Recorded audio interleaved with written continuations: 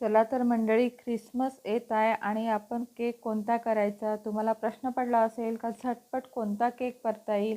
आज मी तुम्हाला इतका पटकन केक करून दाखवणार आहे आणि सगळ्यात सोपी हा केक आहे. याला जास्त साहित्य लागत नाही, फक्त 2 साहित्य लागतात आणि 2 साहित्यापासूनच आपल्याला हा झक्कास असा केक करायचा आहे. त्याच्यासाठी मी ओरिओ बिस्किट आणलेले आहे, छोटे छोटे पॉकेट आणलेले आहे आणि मग मी इथे 3 पाकिटचा उपयोग करणार आहे आणि याला क्रीमसुद्धा आहे. क्रीमसोबतच आपल्याला याचे बारीक तुकडे करून घ्यायचे आहे. असे बघा, अशा पद्धतीचे आपले मस्त छान छोटे छोटे तुकडे झालेले आहे. आणि इथे आपल्याला दूध टाकायचे आहे. दूध मात्र गरम करायचं दूध आणि गरम दूध त्यामध्ये आपल्याला टाकायचं आहे. सुरुवातीला थोडं टाकलेलं आहे, 1 कप घेतलेला आहे. लागेल तर मी परत त्यामध्ये टाकेल. एका डब्याला आपल्याला तेल लावून घ्यायचं आहे, बटर पेपर लावायचा आहे. ही पूर्व तयारी आपल्याला करून घ्यायची आहे. परत त्यामध्ये दूध टाकलेलं आहे. अंदाजे मी इथे 1 कप दुधाचा वापर केलेला आहे. 3 बिस्किटचे पुडे घेतलेले आहे आणि 1 कप मात्र दूध वापरलेलं आहे. आणि सगळं मिश्रण आपल्याला चांगलं मिक्स करून घ्यायचं आणि पूर्ण आपले विरघळायला हवे बिस्किटं. नंतर त्यामध्ये बेकिंग सोडा टाकायचा आहे. बेकिंग सोडा टाकल्यावर आपल्याला छान परत मिक्स करून घ्यायचं आहे आणि नंतर लगेच आपल्याला डब्यामध्ये ओतून घ्यायचं आहे. एका साईडला आपल्याला कढई गरम करायला ठेवायची आहे. 5 ते 10 मिनटं आधीच त्याला गरम करून घ्यायचं आणि तोपर्यंत इकडे आपण आपले केकचं काम करायचं. आता त्यावर डेकोरेशनसाठी तुम्ही बाकीचे कोणतेही ड्रायफ्रूट टाकू शकता, जे तुम्हाला आवडत असेल ते. परंतु मी इथे 2 चॉकलेट ठेवलेले आहे आणि बाजूला इथे स्ट्रॉबेरी ठेवणार आहे.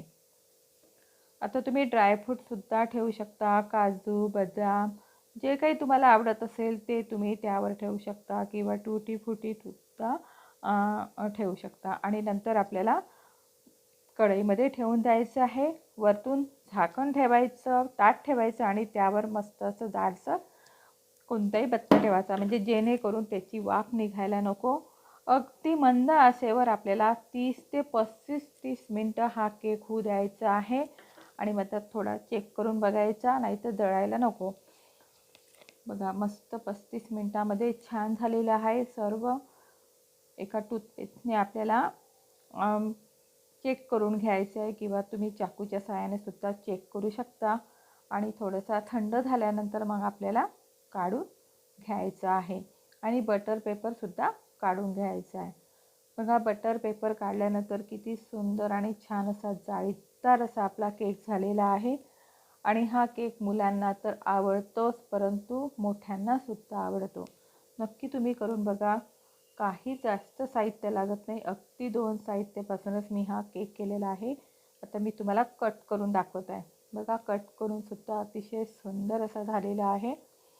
बाजारचा महागचा केक आणल्यापेक्षा तुम्ही घरीच करू शकता, घरच्या साहित्यापासून सुद्धा करू शकता. परंतु हा मी बिस्किटपासून केलेला आहे. आणि तुम्हाला माझी व्हिडिओ आवडत असेल तर मला लाईक करा आणि जास्तीत जास्त शेअर करा. कसा वाटला व्हिडिओ नक्की सांगा. आणि ह्या ख्रिसमसला तुम्ही नक्की हा केक करून बघा. मुलांना तर खरंच आवडेलच, कारण मुलांच्या आवडीचाच हा केक आहे. आणि आजचा व्हिडिओ आवडला असेल तर सबस्क्राईब करा. धन्यवाद.